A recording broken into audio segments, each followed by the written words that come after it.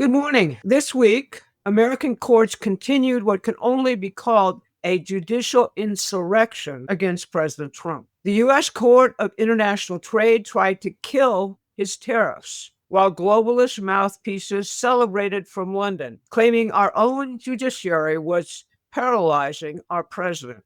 Fortunately, the Federal Circuit Appeals Court stayed that decision, so the tariffs are at least temporarily in place. Most Trump supporters see these court decisions and think we're powerless. They're told this is just how the system works, that we have to accept judicial activism and wait for appeals. Some even say that we're headed for a constitutional crisis with no solution in sight. But here's what they're not telling you. This isn't a constitutional crisis. It's a manufactured insurrection that can be stopped immediately. The real power to end this judicial rebellion lies exactly where the Constitution put it, in Congress. And the path forward isn't just clear, it's already been used successfully in American history. I'm Barbara Boyd, and I personally witnessed some of the most incredible legal corruption in federal courts during my time defending Lyndon LaRouche. What's happening to Trump now follows the exact same playbook I've seen before, and I know exactly how it can be defeated. Today, I'm going to show you three critical things the media won't tell you. First, why did Trump have to use executive orders instead of going to Congress in the first place, and why that's actually part of the solution? Second, what's really behind this judicial insurrection and how it connects to the same forces that have been targeting Trump for a decade. And finally, who's funding the anti-tariff lawsuit and how understanding the real economic battle will determine America's future. Now, President Trump's shock front of executive orders seals the border, stops the immigration slave labor trade and fentanyl killings, dismantles the deep state behind the forever wars, while building a modern manufacturing economy dedicated to constant scientific and technological progress. They attack big pharma, big ag, big tech, and other deadening concentrations of corporate power. He's using tariffs to bring back manufacturing and our industrial base from the globalist havens it was offshored to. He's on a peace offensive trying to settle every dangerous war while building a revolutionary shield against incoming missiles. But here's the reality the media won't admit. Republicans in the House and Senate are hardly on board with this agenda. Otherwise, Trump could have turned to them to get legislation allowing him to quickly deport millions brought here illegally by the Biden administration. He could have turned to them to grant him emergency tariff powers to force Canada, Mexico, and China to stop trafficking deadly fentanyl. He could have turned to them to force manufacturers to come back to America. The overwhelming vote Trump received on November 5th, his ruthlessness in executing his agenda, and the popular support he's getting has temporarily stunned the Trump haters in Congress. They're holding their fire. They're very much underground, both in Congress and in the administration itself. And this week found wages up, inflation down, and optimism abounding with Trump's strong approval ratings. He just had a rally in Pittsburgh with steelworkers lauding him for saving U.S. steel through a merger with Nippon Steel, creating thousands of jobs in Pennsylvania. But Congress's temporary cooperation doesn't mean they're burning the midnight oil, trying to figure out how to implement Trump's agenda legislatively. That's the task we've got to focus on with them now, demanding it. So Trump's shockwave of executive orders, you see, isn't a sign of weakness. It's strategic warfare against a very corrupt system. But here's what makes this even more critical. The very judges trying to stop him aren't just biased, they're part of something much darker. And if you don't understand what's really driving this judicial insurrection, you'll never see the real solution staring you right in the face. Now, concerning the judges, there are 384 Democratic appointees and 257 Republicans in the federal judiciary.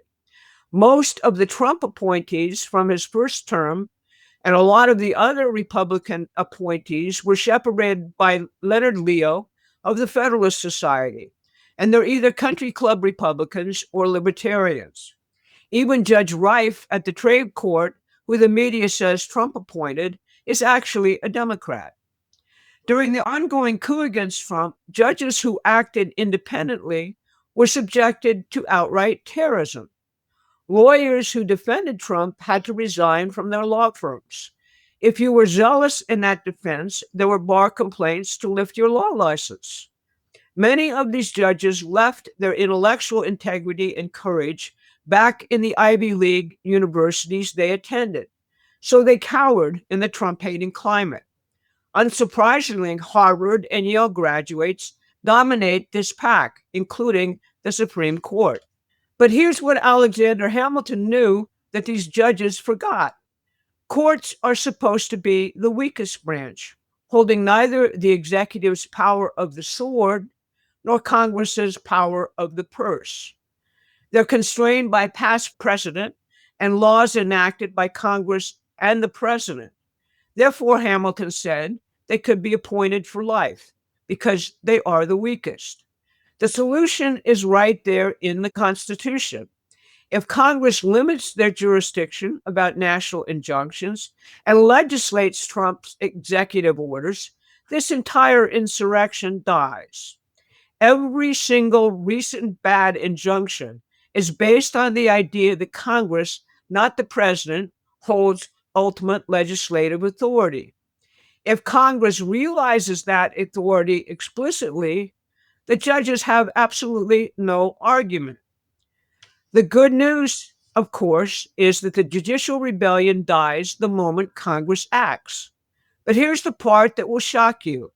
The same forces funding the rogue tariff lawsuit are the exact same players who've been orchestrating the economic destruction of America for decades.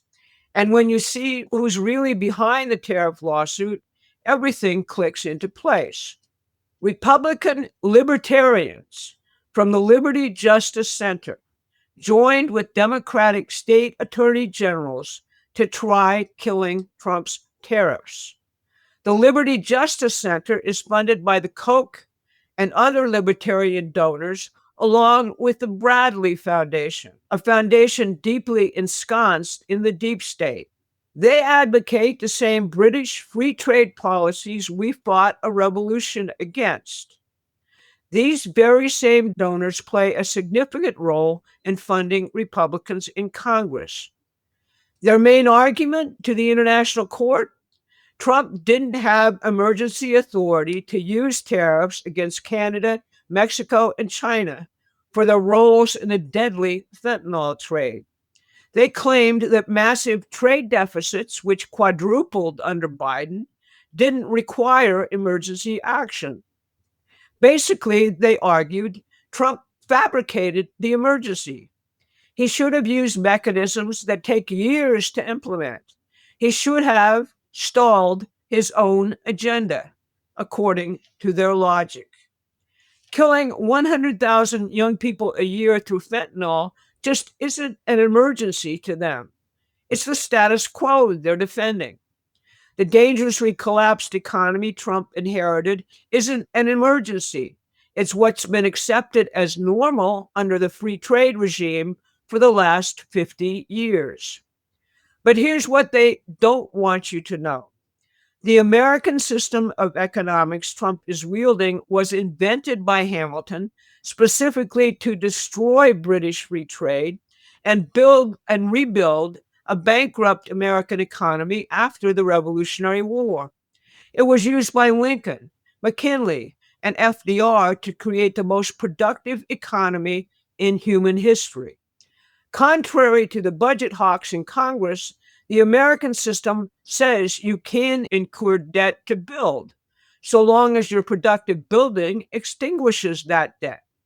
But most Americans don't know about it because it's been written out of our history classes. It will be our salvation, or we can choose to sleep while the free traders continue to kill us all. You neutralize this insurrection by forcing Congress to implement Trump's full executive order package. That's the American system, and Americans have to understand and wield it now. The next time you hear about tariffs, trade courts, or free trade, remember, this isn't just about economics. It's about who controls the future of our country.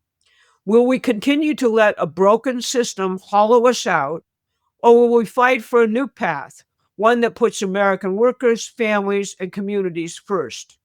It's pretty clear where President Trump stands on this. That's the real story behind the Trump tariff decision. And it's a story every American needs to hear. Now, if you found this breakdown helpful, make sure to subscribe and share because the fight for America's future is in its second critical phase right now. The one where we have to ensure its permanence, the one where such as the Koch brothers begin to act from their temporarily paralyzed state. We need to get to 1,000 subscribers spreading the word. Please go to the website and subscribe. Share this with your friends and family. Spread the word and join. Thanks very much for listening. I'll see you again on Monday. Thanks for watching. Please take a moment and subscribe to our free newsletter at prometheanaction.com.